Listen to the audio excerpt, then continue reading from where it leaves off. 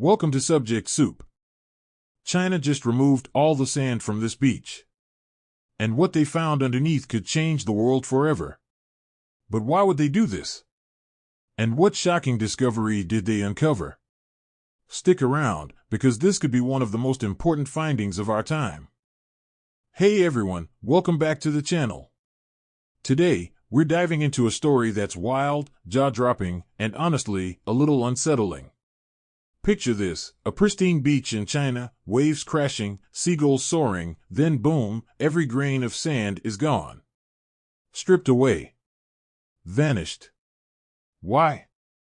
What's China up to? And what they found underneath is going to blow your mind.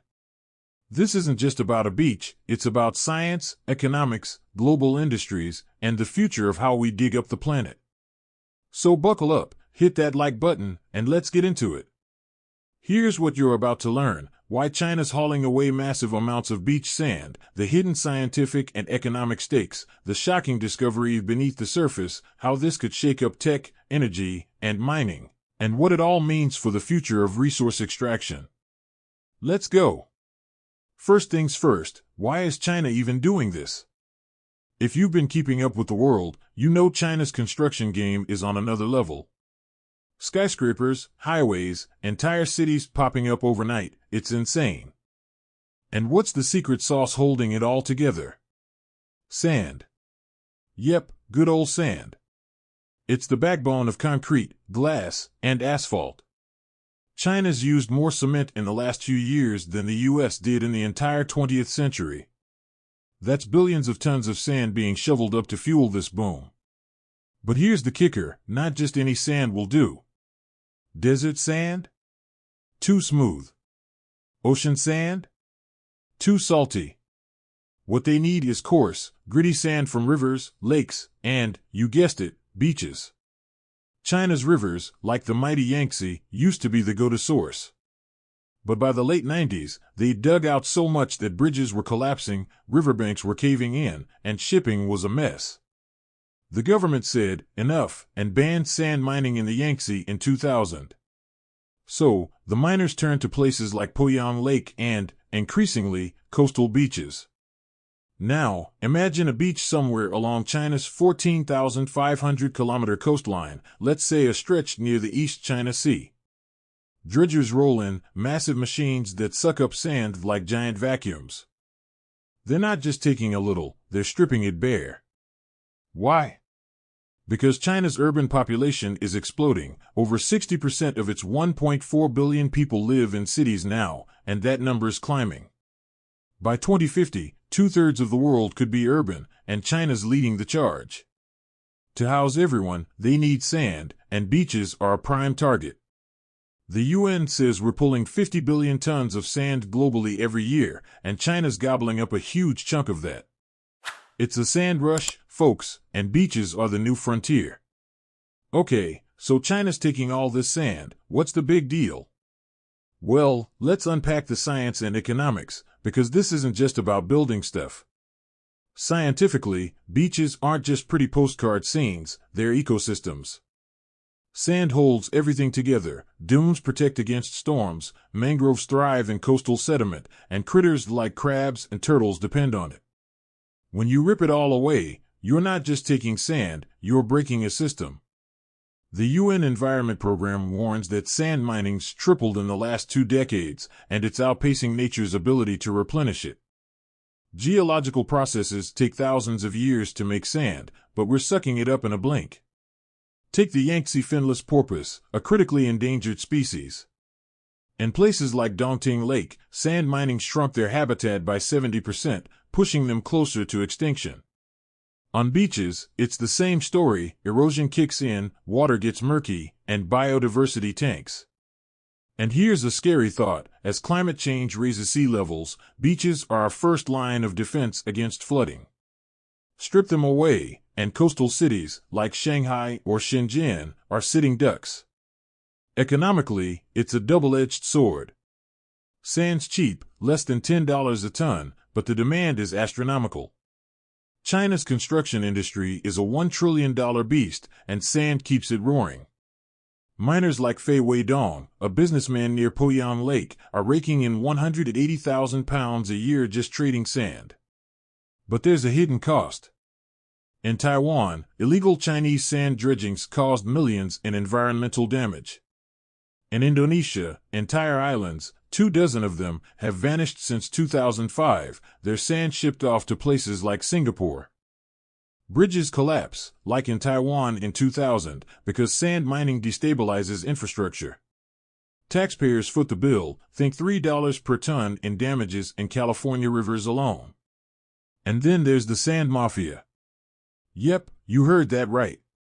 In India, organized crime controls illegal sand trade, and it's creeping into China too. High profits, lax rules, it's a recipe for corruption. So, while China's building its future, it's also digging a hole, literally and figuratively, that could cost billions down the line. Now, here's where it gets wild. Let's zoom in on our hypothetical beach, say it's near Zhejiang province, a hotspot for coastal development. China's dredgers strip away every last grain, and what do they find? Not gold, not oil, but something just as mind-blowing, rare earth elements. Beneath this beach, locked in the sediment, are minerals like rutile, ilmenite, and zircon, stuff packed with titanium and zirconium. These aren't your average beach treasures, they're the building blocks of the modern world. Rare earths and their buddies aren't new to miners, beach sand's been known to hide them for years. In places like India and Australia, heavy mineral sands are mined for these exact elements. But here's the twist, as China cleared this beach, they stumbled on deposits richer than expected. Imagine a layer of black sand, shimmering with metallic grains, exposed after decades, maybe centuries, of being buried. Scientists estimate some coastal sands hold up to 5% rare earth content, and this beach? It's a jackpot. Why is this shocking? Because China already dominates rare earths, over 60% of global supply comes from their mines, like Bayan Obo in Inner Mongolia. But those inland deposits are getting harder to extract, and pollution's a nightmare. A beach find like this? It's cleaner, closer to ports, and a game changer. Titanium's used in everything from jet engines to medical implants. Zirconium's key for nuclear reactors. This isn't just sand, it's a strategic gold mine, and China's sitting on it. So, what does this mean for tech, energy, and mining? Let's break it down. In tech, rare earths are the secret sauce for smartphones, laptops, and electric car batteries. China's already got the world hooked, 95% of rare earth processing happens there. A new beach source could tighten their grip, making companies like Apple or Tesla even more dependent. If they ramp up production, prices might drop short-term, but long-term? They could choke the supply chain, flexing economic muscle over the West. Energy's next. Zirconium from zircon is critical for nuclear power, and China's building reactors like crazy, 56 online, 22 under construction. More local supply cuts reliance on imports from places like Australia, boosting energy security. Titanium's lightweight strength is perfect for wind turbines and solar panels too. This beach haul could fuel China's green energy push, aiming for carbon neutrality by 2060. Mining's where it gets messy. Traditional rare earth mines are dirty, think toxic sludge and radioactive waste. Beach sands are easier to process, you dredge, sift, and separate with water. Less environmental havoc, lower costs. But here's the catch, scaling up beach mining could devastate coastlines worldwide. If China perfects this, other nations might follow, Indonesia, Vietnam, even Greenland's eyeing sand frontiers. The global sand market, already $70 billion, could explode, but at what cost? Alright, let's zoom out. What's the big picture? China's beach gambit signals a shift in resource extraction. Sand's no longer just concrete fodder, it's a gateway to high-tech minerals. The future of mining might pivot from deep quarries to coastal dredges, chasing these dual-purpose deposits. But it's a tightrope walk. The UN's screaming for a sand crisis fix, 50 billion tons a year isn't sustainable.